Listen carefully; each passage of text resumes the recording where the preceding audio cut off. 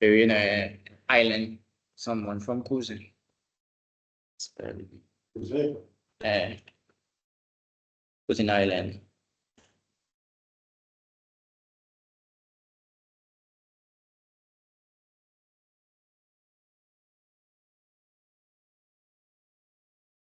Puis on va vraiment 2000.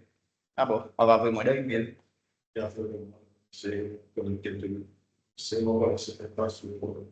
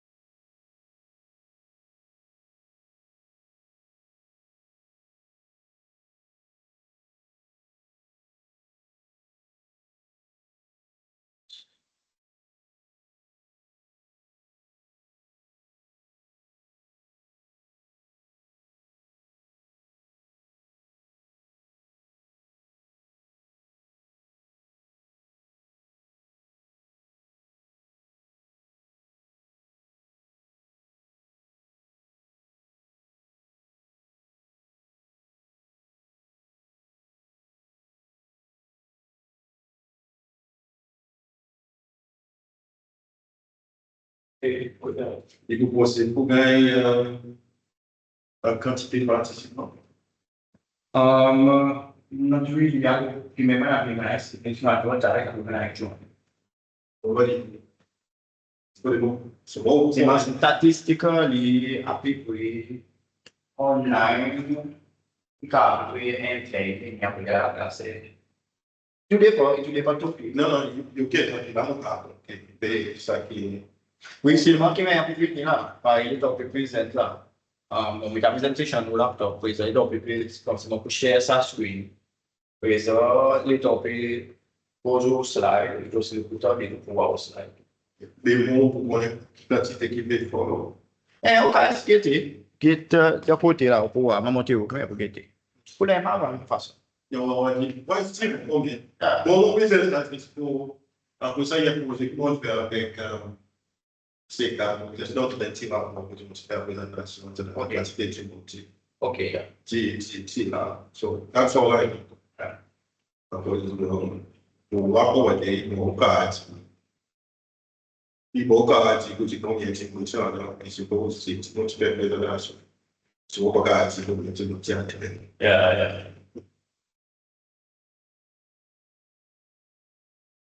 Because you put out that into yourself.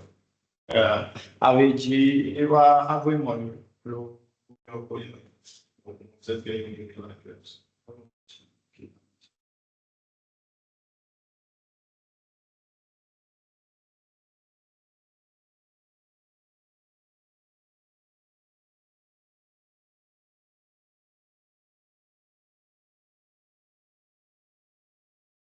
IDS. Accuracy of this. Can you say small letters or something? And you can even AC this. What? AC. Yes.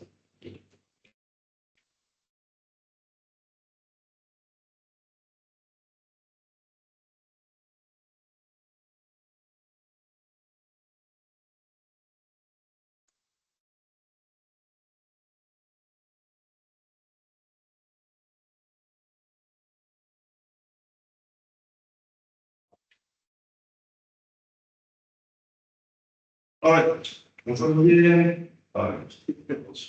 Is it going? Very good. Good? Excellent. Yeah. Sorry, but what you started to do? Eh? No, I'm very deeply about that. Actually, I was talking to your wife, sending an email. And you to attach the presentation. presentation. I was thinking. Good. We had a good stakeholder meeting this morning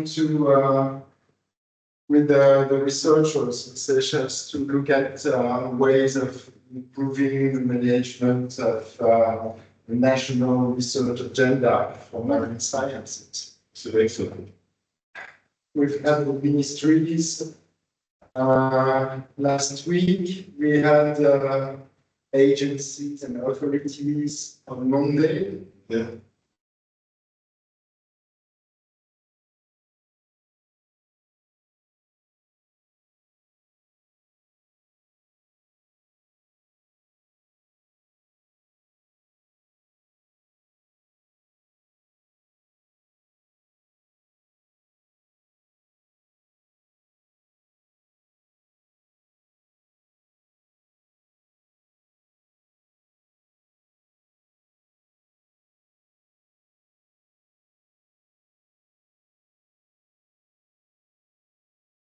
Organizations. Oh yeah, blue economy is stagnant. It's done. The problem with blue economy is they are focused more on the economy than the blue one. So that's the main issue we have with them. They fulfill the economy agenda, and that's the blue economy agenda as it is defined in the Yeah, it has lost the momentum and it needs to change. administration. In changing people living in the financial world. Yeah, and that's the problem. The small countries like Seychelles, it's not. That's what we do is it's mostly focused on one person's momentum, and this person, like with this team, when he left, then the thing was, the SDI remains with the mandate, but doesn't know how to do it. Yeah. That's the. Okay. It's Yeah. getting- On Teams, actually. Yeah. So 9 is just for people to follow if they cannot make it. There's some countries that are right.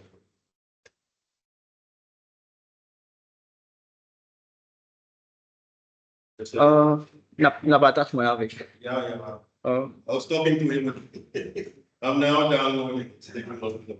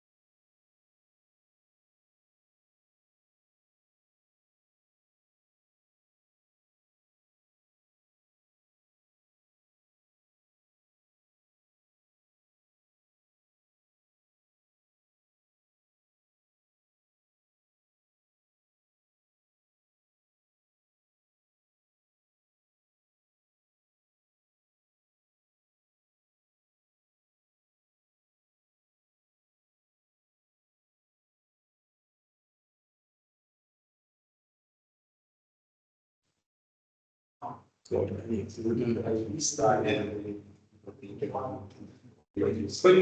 know, it's like, Yeah. when I was. It's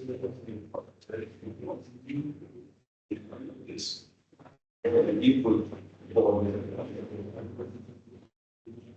First. I don't think we get into. That's it. I think just. I think that's it. Okay.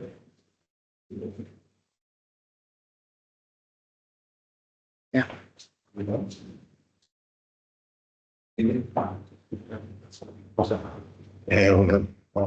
Bapit ba na lang? Tutuyo.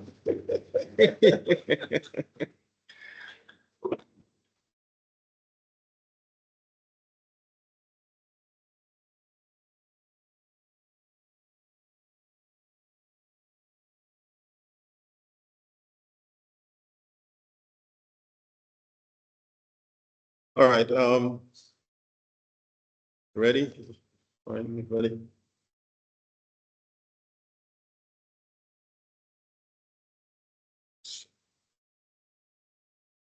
All right, good afternoon, everybody. Thank you for making the time to be here this afternoon and to be part of this presentation. What I'd like to present this afternoon is partly the process and also the results of a project I did with SECAT. SECAT funded this project.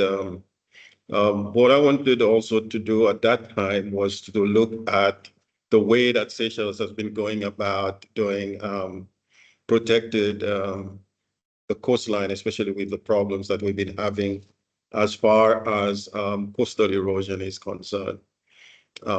We all know if you walk around Seychelles, most of the places, you will see that most of the places, especially on the beach side, has been eroding, and that we've been getting, and these problems are getting worse and worse. It's not only, this is not a Seychelles problem, this is the whole world. Wherever you have the coast, the problem is getting worse. So,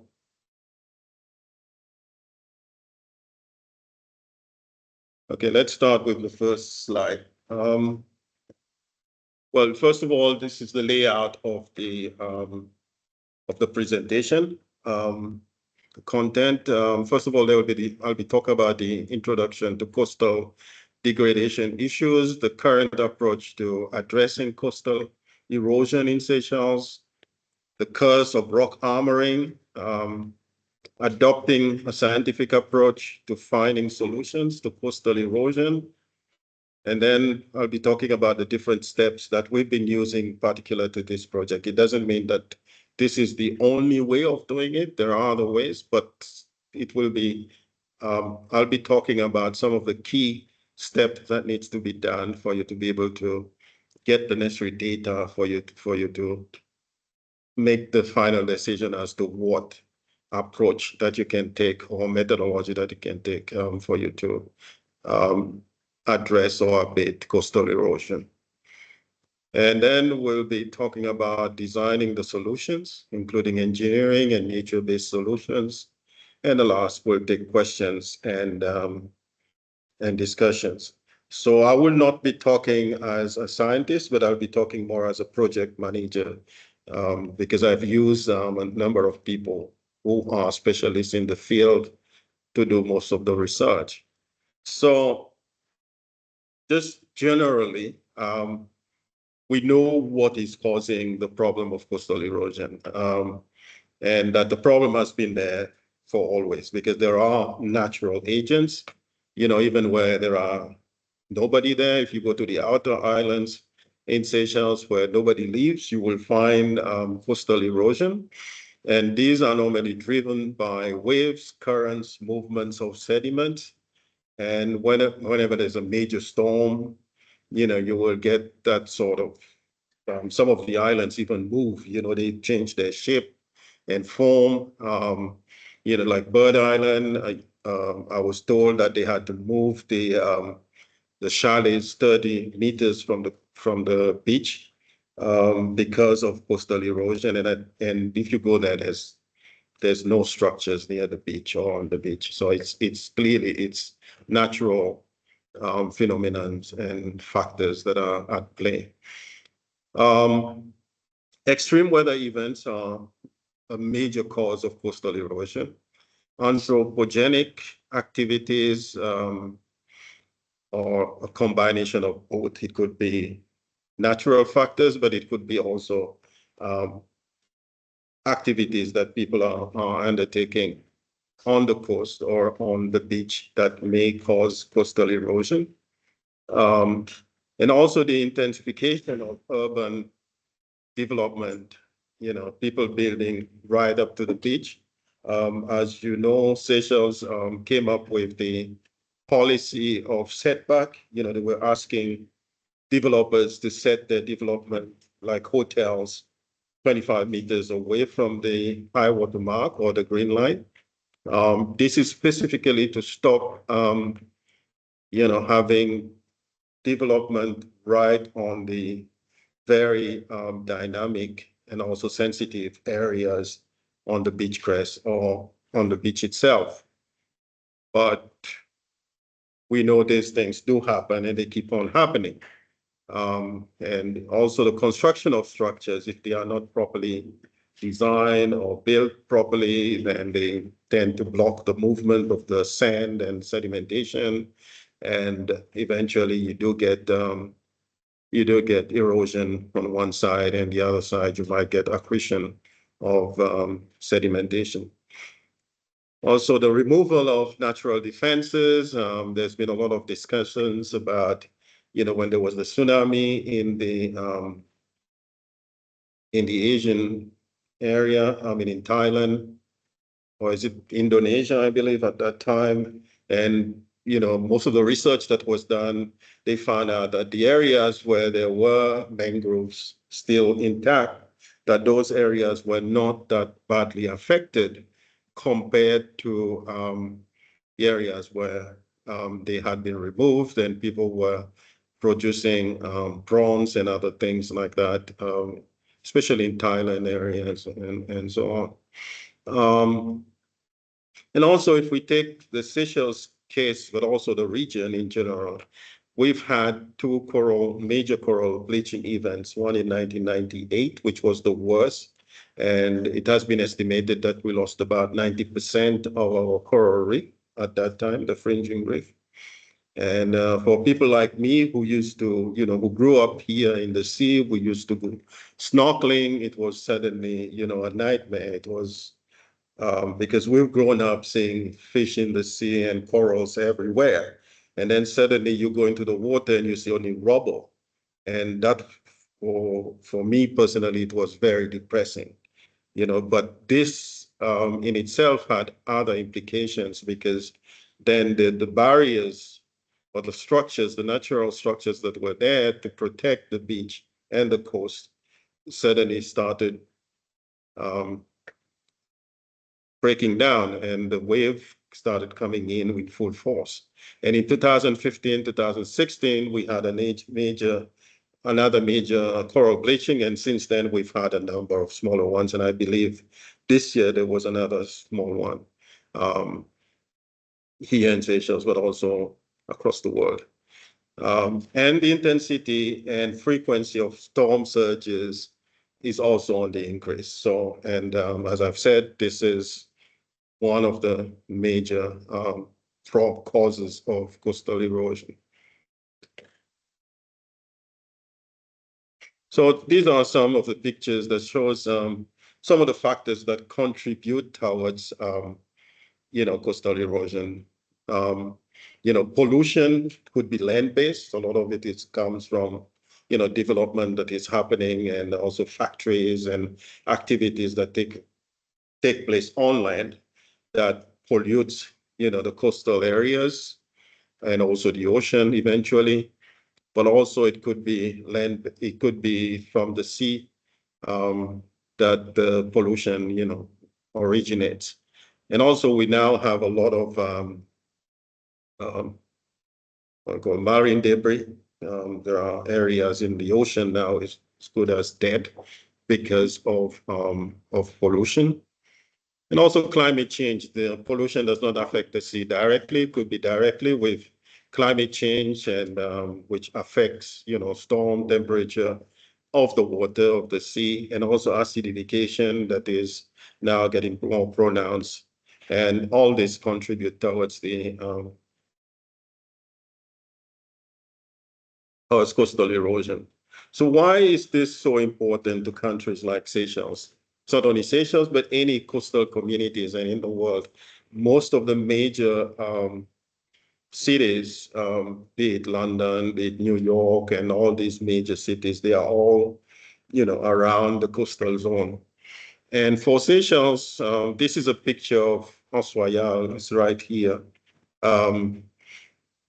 You can see that most of the infrastructure that we need, that we live from, and also the houses, the businesses, the roads, all that is along the coast. And that is mainly because, you just have to take a look at Mahe or Prale.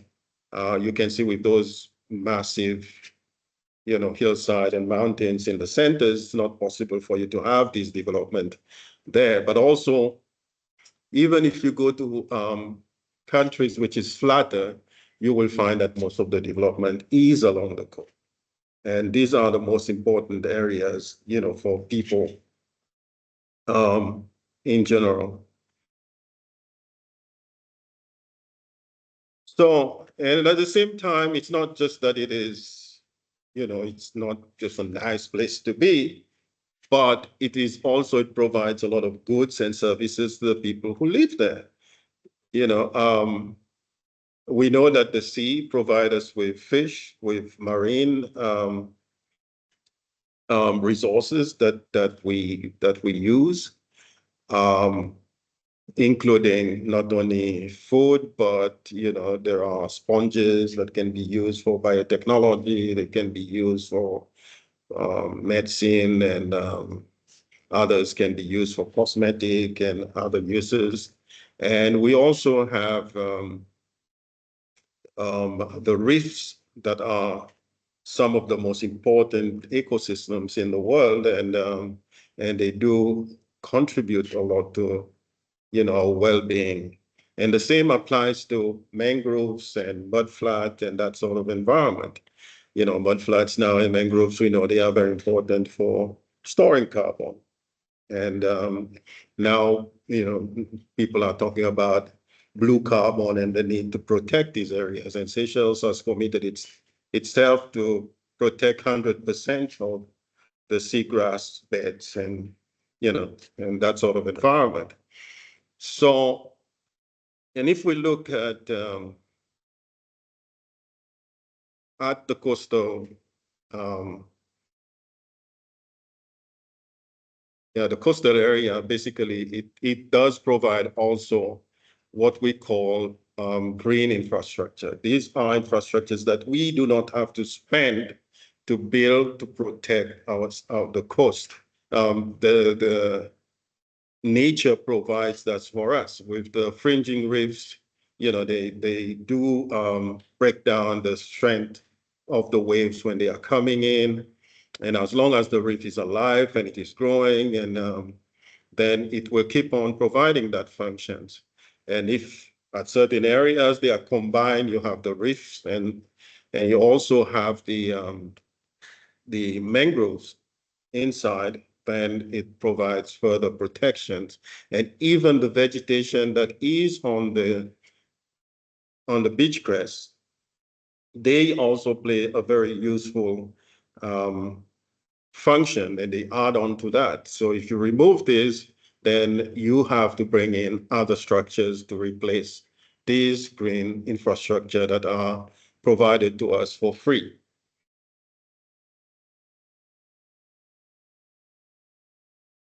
So let's look at some of the current approach to addressing coastal erosion in Seychelles. Now, if we've just been talking about the green infrastructure, the natural barriers that are provided for free by nature to us.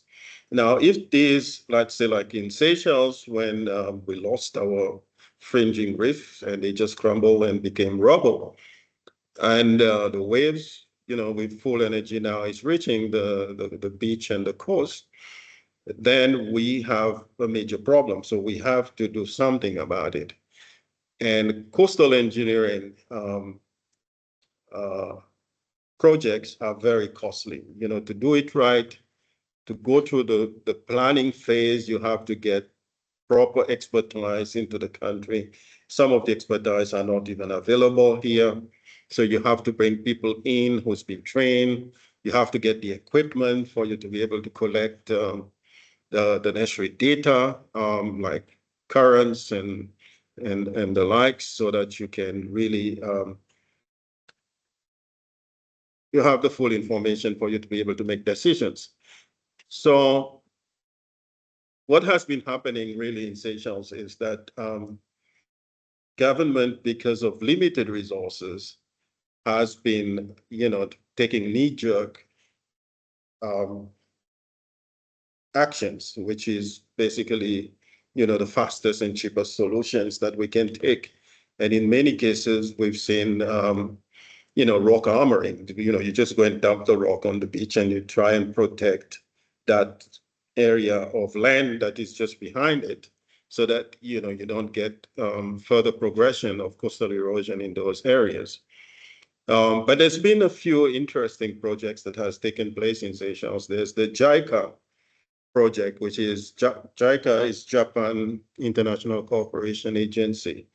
They did a very good project back in 2011 to 2014, where they did go through all the scientific approach to identify, they work on Mahi, Praline, and Ladik, where they tried to find, the right solutions for these different projects and, how we could, tackle these problems. And some of the work is in a report, and I believe the Ministry of Environment should have it. And on Dewas, there's a reef ball project that is being done by a South African company based in, I believe, in the Maldives. And they've been working with Dewas since 2020 to try and attenuate the coastal erosion problem there on Dewas. And that's also very interesting. They've gone through the studies, and then they came up with a solution of putting a breakwater made up of what is called reef balls. I'll show you some picture of something like that. And then there's been the World Bank Coastal Management Project 2019 to 2024, which expires this year, which is a very detailed study that was done, what was financed by World Bank. But most of the projects that, because they have a list of investment projects in there, I think there's about 18 of them, top priority projects, and most of them, from my understanding, has not been implemented, mostly because of the cost associated with them. So these are some of the key areas that has been, or the list of coastal zone management units, all the areas that are some of the key priority projects. And this comes from the World Bank report, or coastal management project report. So the project itself focused on Mahi, Praline, and Ladik, and there are 18 areas that they've identified which needs priority work that needs to be done on those areas to solve to resolve the problems. Otherwise, these places are going to be further affected.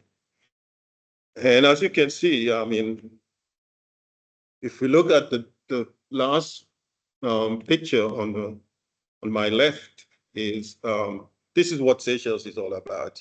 This is why we get tourists to come to Seychelles, because when they see these beautiful pictures of a sandy beach, plus coconut palms and all that, this is what they want. This is what people want, and this is what we want as Seychelles.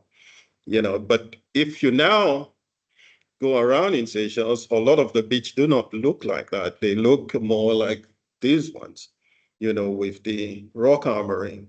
And if we don't change our approach to addressing these problems, this is what we're going to end with. The future pictures of Seychelles is going to look like those ones with the rock armoring. So what we'll be looking at is, I just put in this slide to give an example, ideally what the coastal zone looks like. You have the offshore, the near shore, you have the foreshore, then you have the beach itself and the dunes. And the interventions that you can take, apart from the offshore, there are various areas within that area that you can take interventions when you do have coastal erosion. And a lot of it that we are taking is really, at the beach side itself and not the near shore and other areas. And what this presentation is all about is about the monitoring. If you look at the other picture there, it's more about the monitoring and the research and then coming up with the results. We will not be going into capacity building and awareness raising and all that sort of stuff, which also needs to be done if you want to do it properly. Now, the SECAT Coastal Protection Project that I worked on with a number of other consultants focused on three main areas. The criteria that we used to select the project areas was mainly that it must be a priority project for Seychelles, a priority. There must be serious, coastal erosion. Otherwise, we don't touch it. Secondly, there must be a private sector partner to participate and contribute towards the cost of doing it properly. And then having the high probability that it will be done, because if there is a hotel or a resort there, then the probability of them taking the necessary actions together with the state, either PPP, public-private partnership, or themselves investing in coastal protection is very high, because otherwise their hotel or their resorts will be affected. So that's why I personally approach these different hotels, and they agree. And there's Anantara Maya Resort, Baba Oavani Resort, and then Lapis Hilton Resort. And also we brought in the Ministry of Environment, IDC, Island Development Corporation, and Ecosol as our partners. These are some of the pictures showing you the amount of erosion that has been happening. At Barbaon, this picture here shows you at extreme high tide, water goes all the way into the restaurant itself. I mean, it goes beyond the beach. There's a wall that protects the hotel, and the water is just like Okap, basically. Anybody who drives through Okap, this is what is happening at the hotel there. The second picture there, this is from La Brise Hotel. The coastal erosion has been quite dramatic, and it's slowly taking away the land, and it's approaching towards the villas now. And with the second group of pictures, the before and after, this is from Maya, where they've lost about 5 meters of land. And now it's basically threatening their swimming pool. The rate at which they are losing land. And the last one is from La Brise. And they've been putting sandbags to protect their property. So let's look at the steps that we did to do the research and to be able to get the necessary data for us to be able to decide which approach that we need to take to resolve the problem. So there's, in general, two types of data that you look at. First of all, there is the historical data on weather within the region, but also more directly within Seychelles. We look also at storm surges, the occurrence and strengths. You look at currents, winds, sea level rise, major coastal erosion events, or movements of sediment. So these are historical data. And then the ones that you can collect yourself are the current data. Then you have to do the benthic marine study, which is on the living organisms, including coral, within those sites on the in the coastal zone. And then the bathymetry data, that is the topography, which is basically the height of the water body from the bottom of the sea. And also, as much as possible, you try and get the data on the currents. Unfortunately, to get the instruments are very expensive. We were not able to finance them. And of course, winds and waves and the likes. So for the bathymetry and benthic, we contracted Mr. Johnny Pinchard of Geomare. He did the studies for us.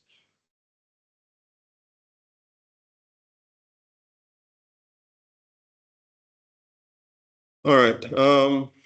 For the benthic study, we did not do a full detailed benthic study. It was not necessary, but we needed to know, how healthy the environment was there. If the fringing reef was in good state, then you probably will not interfere with it, or you'll do, less interference.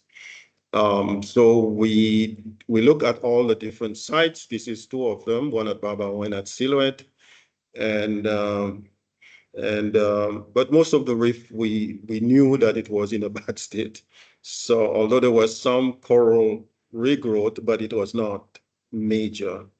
And there was some fish, marine life, but nothing of major value. We also did the bathymetry study. These pictures show the GPS route that we use to collect the data. And Johnny had to take 16,708 soundings to cover all three sites, which is a lot of data. And very close. Some of them he took them from the boat because the sea, is quite deep, and some of them he walked. So these are the data. So if you look at the red part, these are relatively narrow areas, not narrow, shallow areas. So basically it's around 0.5, 0.4, 0.3 and less. And if you look at the deeper areas, the light blue to deep blue, we're talking about 14, 15 meters deep, approximately. And all these little dots that you see, these are all points where he took the measurements of how deep those areas are. So for all three areas, we have a complete picture of the depth of the areas. And it also gives you, with that, exactly where, maybe if you have a rock in the sea, or if you have sand that has accumulated in certain particular areas, you can pick that up. And the different landforms that can exist, below the sea, it's easy then for you to pick that up because you can analyze the data.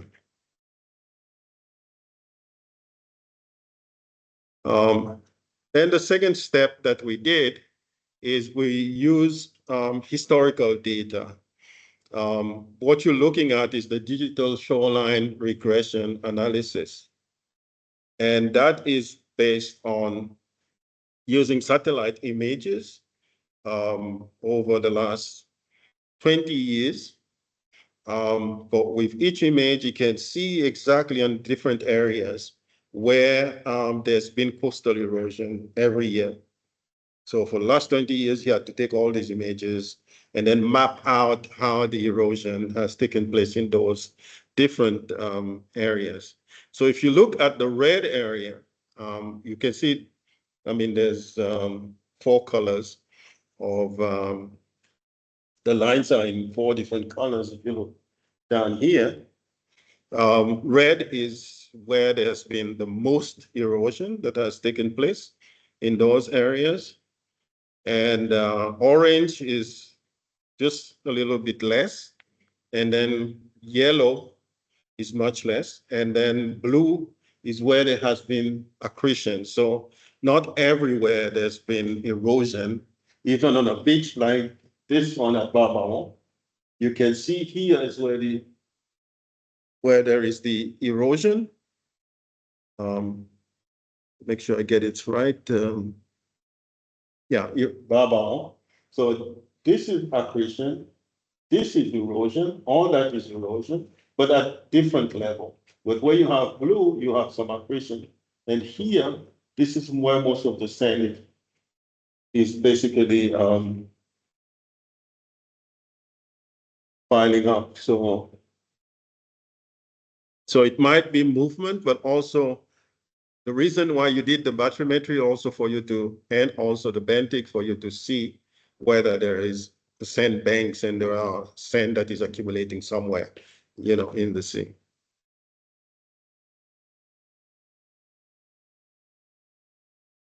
So after we've done the benthic, the bathymetry, and the digital shoreline regression analysis, we gave all those data to a team in New Zealand for them to do the modeling. They put it into a program, and that program basically then models wave, current, and the different factors that could have played a role. But before they get to that, they have to go through the historical information and also the climate, weather, and currents, and waves, and sedimentation movement, and all that sort of stuff. So what they found out is that extreme weather has been on the increase during the last 20 years in Seychelles, based on weather conditions and data that has been collected by the Methodologies, meteorological station here in Seychelles. And especially during the northwest monsoon, that is when most of the coastal erosion is happening in Seychelles.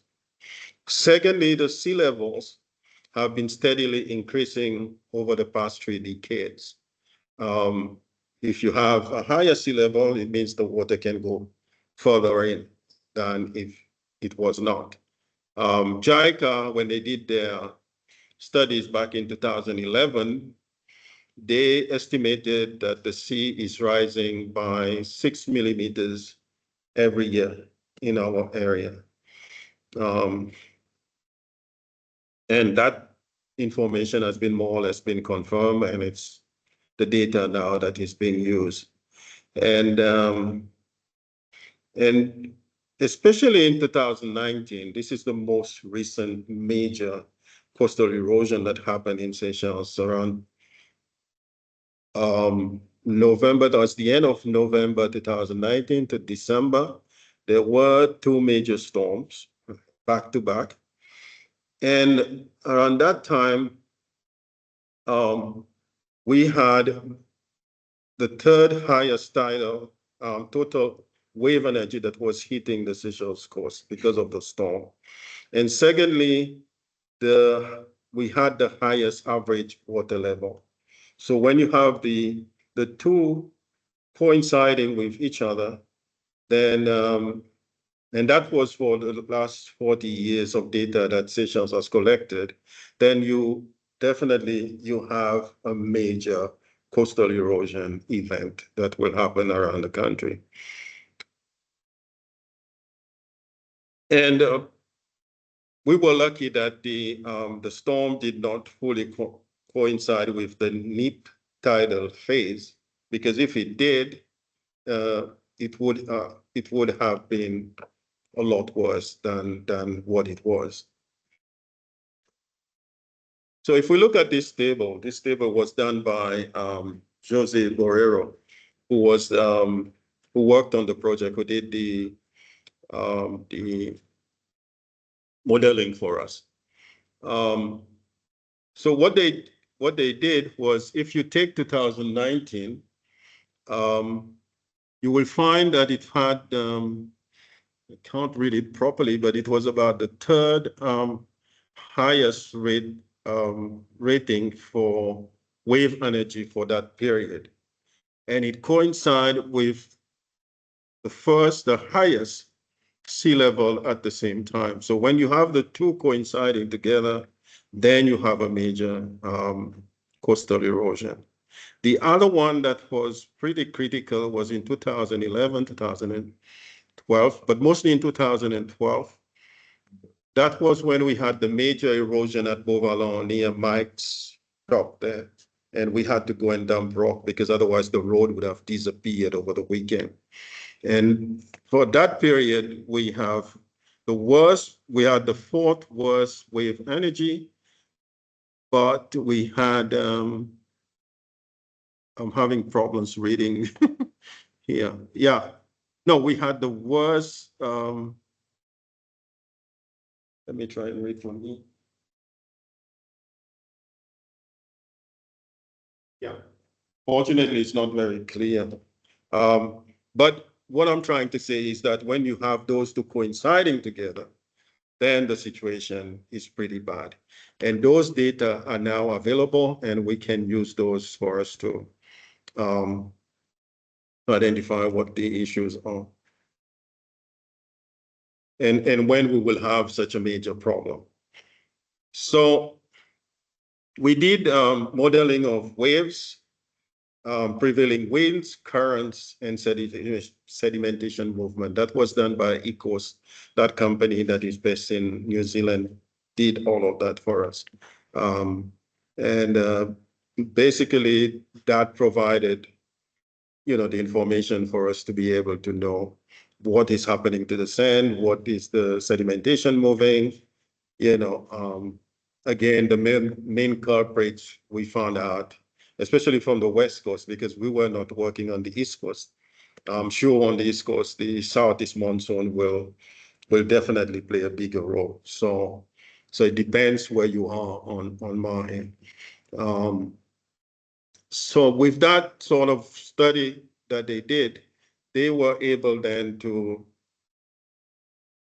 say exactly what is happening and what is causing the problem, what are the main factors that are contributing to it. So they came up with the solutions. So here, just generally, I just want to touch on a couple of things. Like I said, when I put up that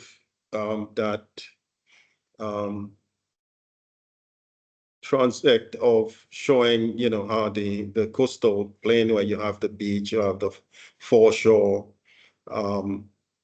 near shore, and the offshore. We basically, where you take the interventions or you put whatever measures will affect either the land or directly the land behind whatever interventions you've done. Like you've done rock armoring, then it will protect the land behind it, but it will not protect the beach before it. And the same thing, if you use we'll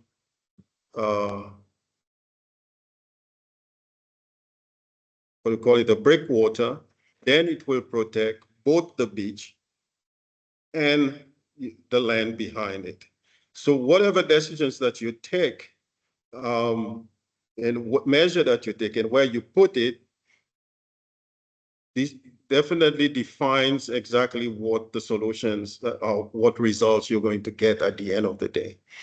And so there's the breakwaters that you can use, and the breakwater normally should be out on the reef or on the near shore. And you get the area inside, which is protected, both the sea, beach, and the land. And it stops and attenuate the wave energy, because you want to reduce the energy from the wave that is coming in, and also reduce the longshore currents, and thereby, you have a calm area inside, and also can be used for bathing and that sort of thing.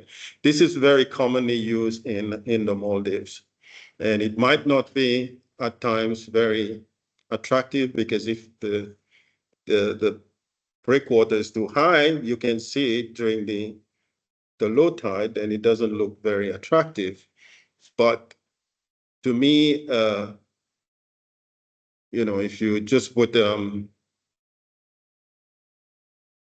rock armoring is also not very attractive either. So it's a question of which one of those, bad measures that you can take that you like. But if you do it as a breakwater, then you still have your beautiful beach at least, and you can enjoy, the sea just before that, and also the beach itself, rather than the rock armoring. The other approach is to use blue barriers. This is normally when you use the blue barriers is when you use structures that provides living conditions for corals, for fish, and so on. And reef balls I've spoken about, and this is an image of one. It's hole inside, and there are holes all over in the structure, which means that small fish can go inside, the coral can grow on it. It's made up of cement. It's a concrete structure that can be up to 2 meters high. And they put those in rows, a number of rows. And they are normally put on the bottom of the sea at a height, so that the waves, when they come, they basically do the same functions that the fringing reef was doing before. And these are normally, it's similar to they work like breakwaters, but they do not only, break the force or the strength of the waves, but they also provide living conditions for the marine life within that areas. And there are other forms and structures that has been developed and which are being used, across the world. And they are normally known as blue barriers and structures. So they are replacing the fringing reef in many places. And then there's, of course, seawalls and rock revetment that are being used, and these are very common, and they've been used all over the place.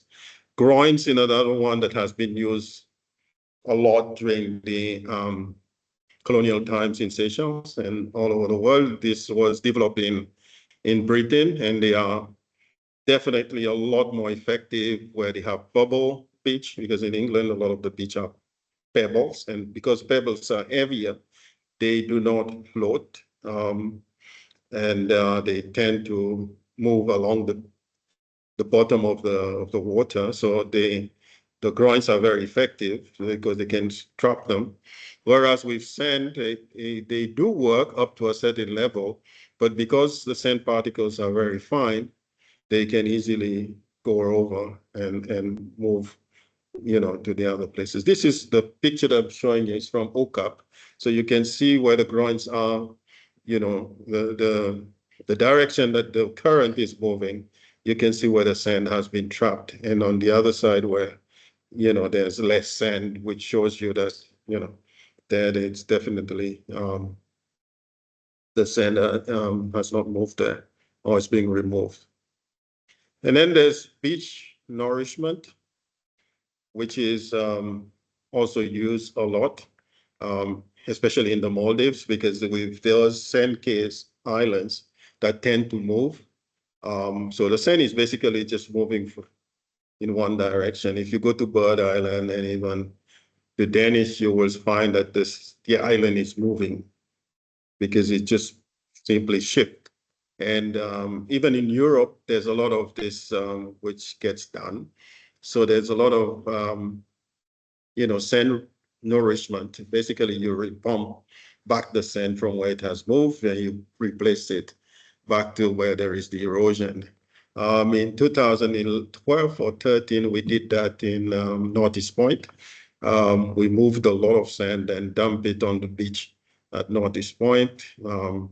Anybody who recalls before that, the Northeast Point Road was highly exposed to erosion, but after we did that, the problem stopped, but the sand was on the road. Whenever there is a major storm, the wave just took the sand and put it on the road. But all these interventions that I'm talking about, they all have a lifespan. Either every 3 years or every 5 years, you have to go back and you have to do maintenance, or you have to improve it or replace whatever is broken and stuff like that. So for Silhouette, because that was one area that was not heavily impacted upon. And what we've seen is that the sand has been moving. If you look at this picture, this is where the jetty is. You have an accumulation of sand down there. And here also accumulation of sand. And it is mainly affected during the northwest monsoon, where the sand tend to move towards the south. And that's where the northern part of the hotel gets affected. So it's just a question of pumping the sand back to where it was removed. But you might have to do that again every 3 years, every 4 years, you have to do it again because the sand will be moved southward again. The other option that was proposed was breakwaters. And for the other two hotels, both of them,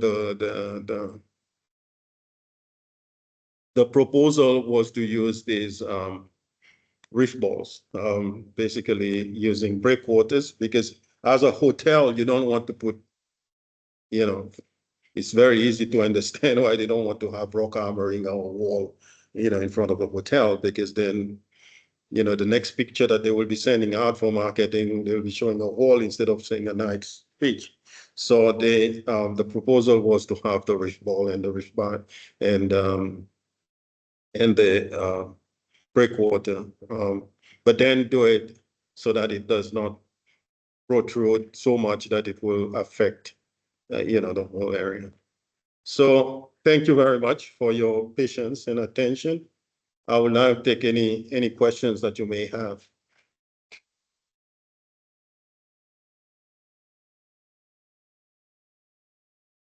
Yes, sir. Thank you.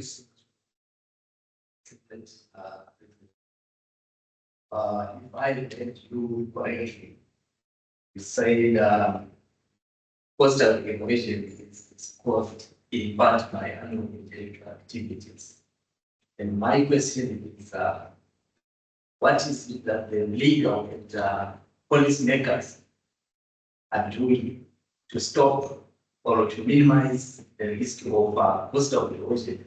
And what is the role of law and policy in this regard? And to what extent are these laws and policies curtailing the risk of coastal erosion? Okay, very good questions. Yeah, we know that people now are becoming the main contributor to that. Whatever activities that people do on the coast has got a major impact on coastal erosion. All right, there are some which are really huge, which are global, like coastal, like climate change and so on. Whatever Seychelles does will not have a major impact on climate change because we are, I think our emissions was something like 0.0001% of, the total global emissions. But there are things that we can do locally. For example, we know that any structure that you build on the beach, when, for example, where you have vegetation, you have trees and all and other vegetation growing, normally they create a natural barrier because their roots will bind with the soil and everything, and also other rocks and stuff that could be in the soil. And they create a barrier to that. Where you have mangroves, you know that these will protect the coast. Where you have reefs that are functioning, you know that these will protect the coast. So any activity that you do there, if you want to put, I don't know, sometimes there are fishermen who want to go to fish and they say that the pass that they are using is too small. And we go and we put explosive and we put a big hole in the pass so that the fishermen can go through with bigger boats or something like that. But maybe we need to consider, other solutions. Maybe have a jetty somewhere on pillars instead of building a solid structure, that cuts across the beach and the sea and go out there. Put structures that will allow the natural flow of sediment and water and all that sort of stuff. So then you don't have that sort of problems. I spoke briefly about the policy that Seychelles had, I think it's still around because I haven't heard that it has been removed, that, that all development, major development should be set back 25 meters from the waterfront, from the green line, which is, where the vegetation stops on the beach. And the reason why this decision was taken was to protect the vegetation line that was just behind the beach, and at the same time protect the development, because if there is a movement inwards because of the coastal erosion, then the development, is still far enough from that problem and can still continue to exist.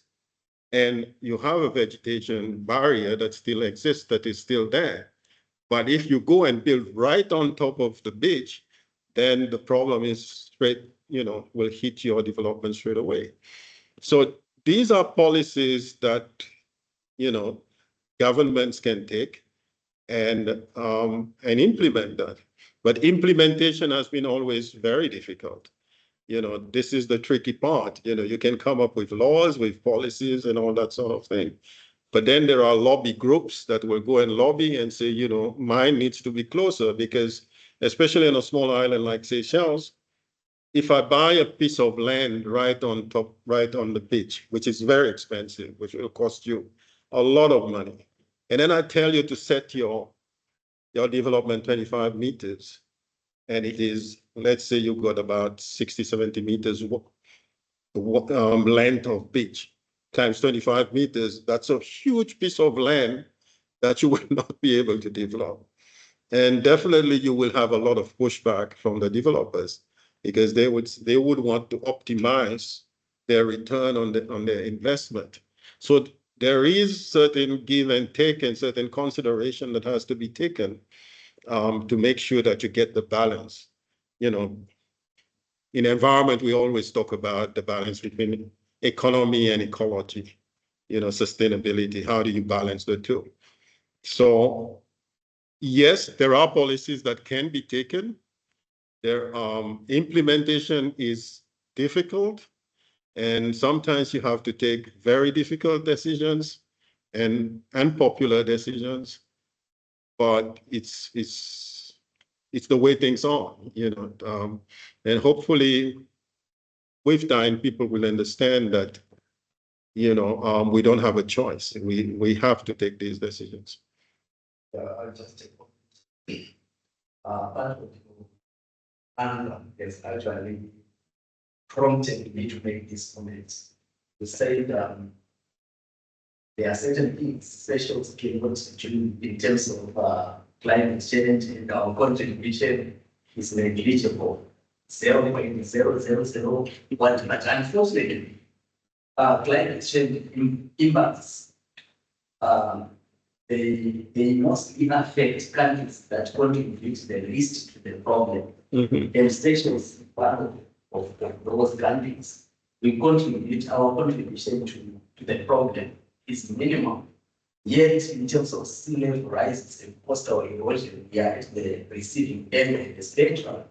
But again, when it comes to climate financing to mitigate the vagaries of climate change, there are other considerations. As we apply for global funding, we are told that you are on course to being a economic country, so we are not going to give you climate financing.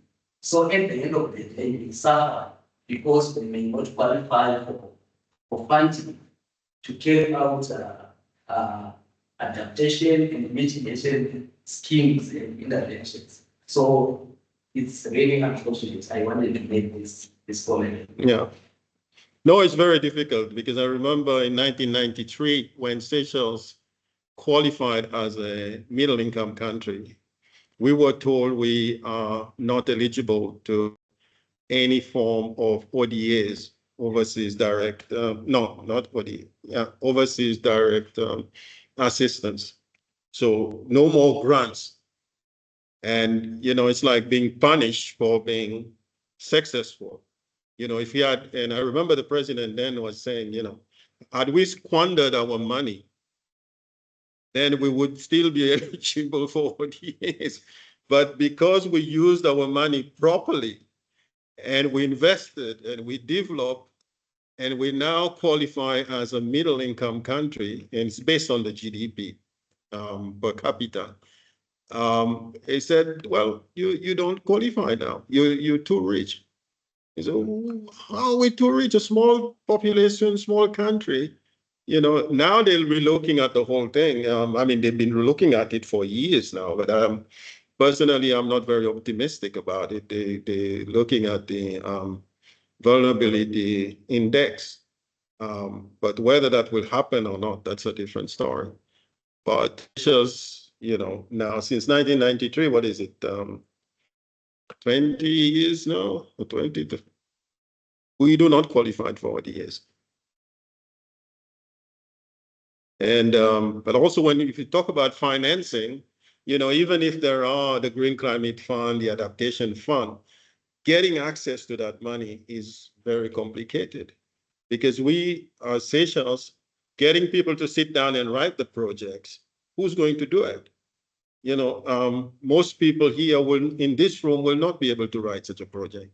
It's very complicated and they have all sorts of loops and stuff that, you know, make it difficult for you to be able to have. So you always have to bring in experts from outside, pay them to write the project for you, and then you send it in and they might accept it or they might not. They might tell you, you know, you need to change this. And so it takes you about a year or 2 years before you get anything, if you get anything. So it's funding is a very, I mean, to get grants, money from Jeff, from Green Climate Fund, from Adaptation Fund, and all that fun thing can be quite a challenge.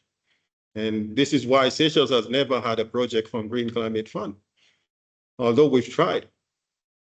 But I can't recall a single one to this day. From Adaptation Fund, we had one. I know the ecosystem-based adaptation project that we implemented a couple of years ago. But apart from that, and maybe there's been regional ones that we participated in, but Seychelles as Seychelles, can't recall it. The challenge of getting access to the money is one of the major hurdles that you have to climb over to be able to do it. So it's a major challenge. And for small islands that are facing such problems, and it's costly, you know, coastal protection, for example, one of the projects we were looking at will cost about $4 million to do it. So it's for a small budget, national budget, to take 4 million and put in one coastal project, protection project is a major challenge.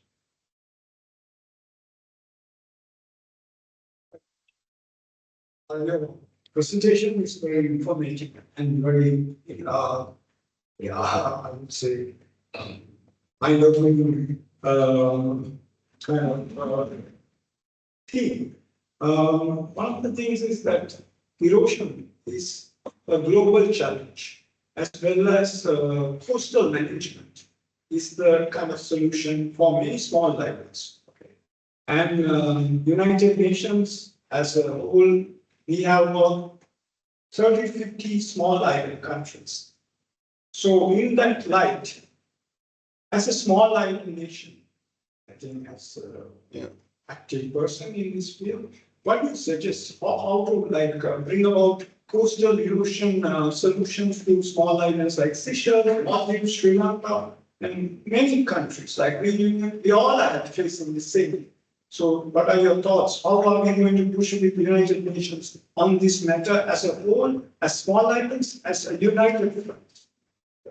Yeah, well, it's all got to do, a lot of it has got to do with climate change. And I think if we can sort out the, when you look at some of the major factors, right? Like the coral bleaching, ocean acidification, the warming of the sea, major storms. These are major factors that are contributing to coastal erosion. And they are all linked to one thing, climate change. So if we can resolve the problem of climate change, which I don't think we will, I'm sorry to be pessimistic. I've been in it for long enough to be pessimistic. I hope you can be, positive about it and believe in it. But the negotiation that has been going on for the last 20 years and more has not produced any real progress. And that is really the core of the matter, if we can resolve these problems. And I think that's where, but the small island states are fighting, they've been fighting foot and nail. I mean, they've been really fighting very hard. Like President Gowon, President Nash, they have been from all of them, the Pacific Islands, the Caribbeans, the Indian Ocean Islands, Asian islands, they've all been pushing very hard. And if you go to any negotiation of climate change, you will see that, these guys will be sitting around until 4 in the morning. They'll be, discussing of how strategizing, how do they approach the whole thing, and how do they get the results. But the results, when you put almost 200 countries in a room, and you put the countries that has got oil and all the money, and they can pay all the big lawyers, and they have 6 teams, doing the negotiation, and you've got 4 person, so they drag the negotiations until 4 in the morning. You've been there since 10 in the morning. By 6, 7, 8, you're half dead, especially if you've been doing that for a week and more. Then they bring in the big boys and they take you down to 4 in the morning, but they've been sleeping during the day. So they can still work all night, and you don't have that team to do that. So at the end of the day, because United Nations works on consensus, it means that everybody must agree on every sentence, every word, every full stop. If one lawyer from one country doesn't like a full stop in a document, the whole document cannot be adopted. So there's no way you're going to get anywhere. You get these guys who are pumping oil and they make their money from oil. They're never going to agree to that. So it's a very tough process. I don't know. I really don't know how we're going to. But the only thing is to keep on participating in the process and contributing to the process, bringing new blood, new people. Those that get tired go step aside and let the new ones come in and keep on pushing. And hopefully, the good news, when I started in an environment in the early 90s, very few people were talking about climate change. And most people, you'd heard about greenhouse gases and stuff like that. But nobody was really taking it serious. But today, when there is a, UNFCCC convention, the number of young people that converge in that place, the last one that took place in Dubai, it had almost 100,000 people. And most of those were young people. I remember the first ones I was attending was 15,000 people. Now it's almost 100,000. And the young people, especially in Europe, they are very good activists and they've been pushing. I think this is probably where we we can believe that things are moving in the right direction, because there's the young blood that is joining the fight, because it's their future. very strong. Yeah, the small islands, they've always been, the small island has always been strong. They can do exchange. Very strong. Yeah, but the politicians, you know, if you know how politicians work, they won't listen necessarily to the small islands, but they have to listen to the people who vote for them. You know, and if the people in the country, the young voters, are saying things have got to change. You can see China and India, the four small islands now. It's just four souls. China, Seychelles, Maldives, Sri Lanka, and Reunion. They listen to what we say. Those days we listen to what they say, right? Yeah. But things have changed in every sphere. So when it comes to US, European Union, it's not a big deal for us because we have two big superpowers here, right? So the recent United Nations president was a Mali, appointed backed by India, right? So in future we are going to have our leaders in the UN, especially in the small island committees. Yeah. That's going to happen, whether they like it or not. Yeah, but you still need the big boys to support you. If they don't, you're not getting anywhere. You still need the big boys. Otherwise, there's so much you can do as a small state. Yes, sir. Yeah, I have 2 points to make. You talked about international consensus. You talked about climate change negotiations. I personally think that UN framework, the United Nations Convention, a framework convention on climate change, and its Paris Protocol, they are prescribing the wrong solutions to the problem. They are focusing on symptoms of the problem rather than addressing the cause itself, because they are talking of symptoms and impacts of climate change without addressing the cause of the problem, which is fossil fuel usage. But again, the challenge is with reconciling competing interests in the realm of climate change negotiations. On one end, we have OPEC, oil producing and exporting countries. They are opposed to efforts aimed at combating and fighting climate change because any legal framework that is aimed at reducing global demand in oil is going to have a negative impact on their economies. Yet, small island states like Seychelles, they are suffering from coastal degradation, coastal erosion, sea level rises.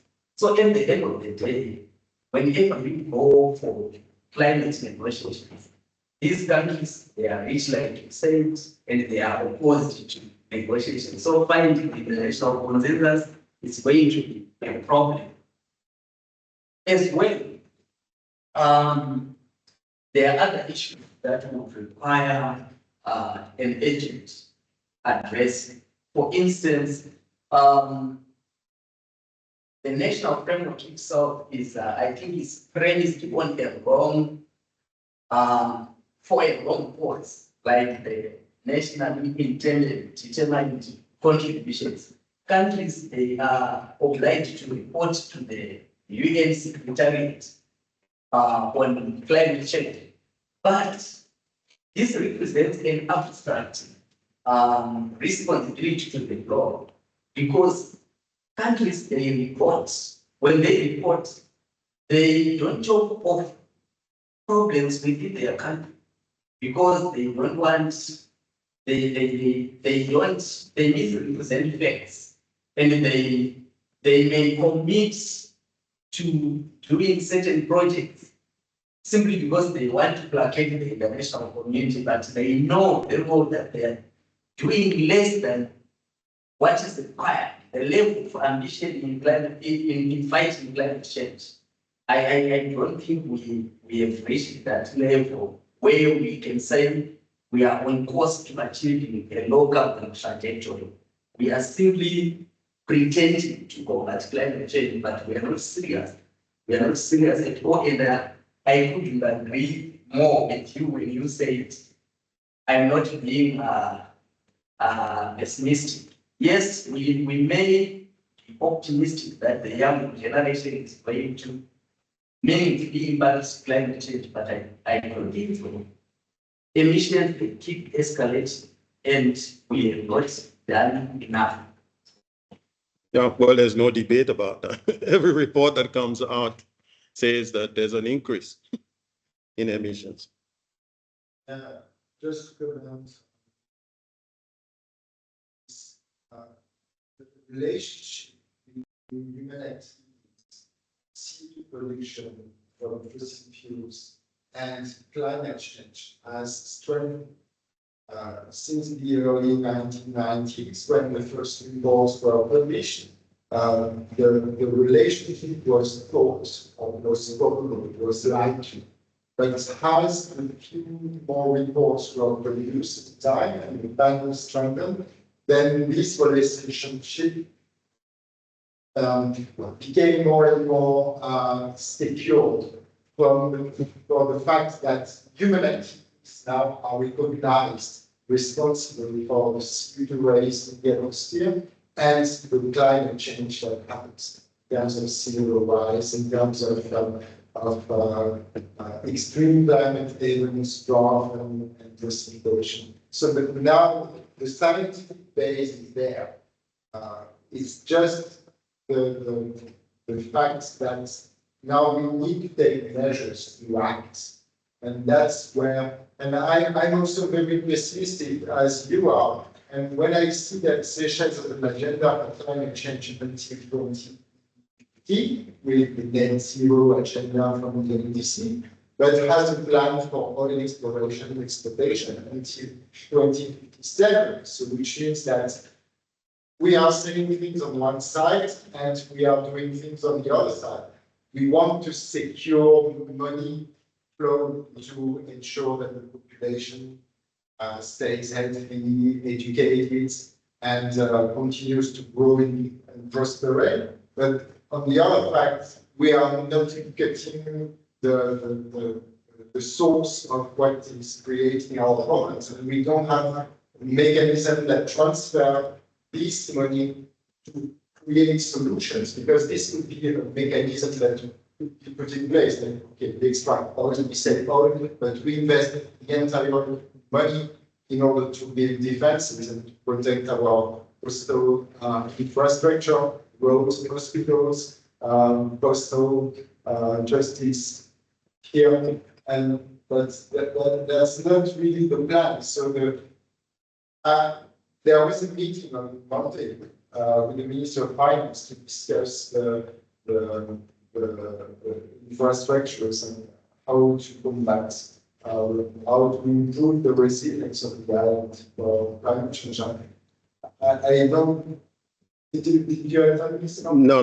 Something So like I saw a few people from the Minister of Environment there on the picture, but the content was not evoked. So what did they decide? Did they allocate money?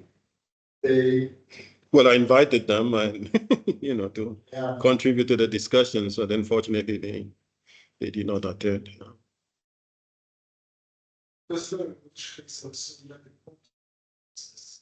There are cases, the climate cycle, where coastal erosion increases, where we pay attention to it, that we receive money for it, and then a few years later, owing to a balance between the oscillation in the Pacific Ocean and the oscillation in the Indian Ocean, where results, and even sometimes where the beaches refilled. Jose showed us this from the Prala, where the beach was completely disappeared 5 years ago, and they constructed some armoring to protect infrastructure, and 5 years later, the sand has come back, has invaded all these infrastructures, and then the beach is beautiful again. So No, it was not what they constructed. These were already there. What happened was that the sand just came back. You know, it was the major erosion took place during the 2019 stormy event. We had Exactly, and it took all the sand away, you know, and basically placed it somewhere outside the reef. And then because that event stopped, and then slowly the sand came back and it accumulated. So it looks now, if you go, it looks normal, but until the next event. So it will go away again. It's just a matter of time. When you have a major storm and it coincides with a high tide, it will go. And the frequency of storms, we know based on the data we've been collecting that they are getting more frequent. So it's just a matter of time. It will be back. the problem of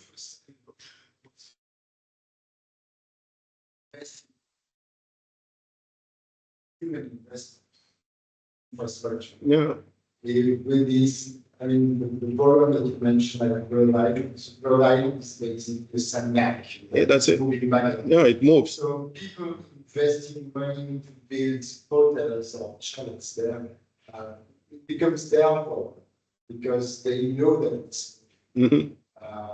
people building infrastructure by the beach should be aware that the beach is alive. It's moves back and forth. exactly. It's a dynamic area. But there are some issues because the cost of roads, we cannot move.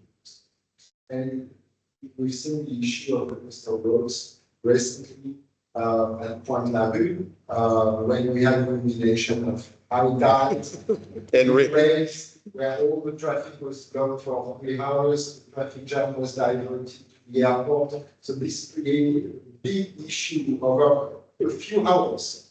And here, if we lose these roads, access to the south will be very complicated. So there needs to be some. yeah, we need to build roads on the hillside. But then again, you have rockfall, you have landslides, and it brings with it other problems.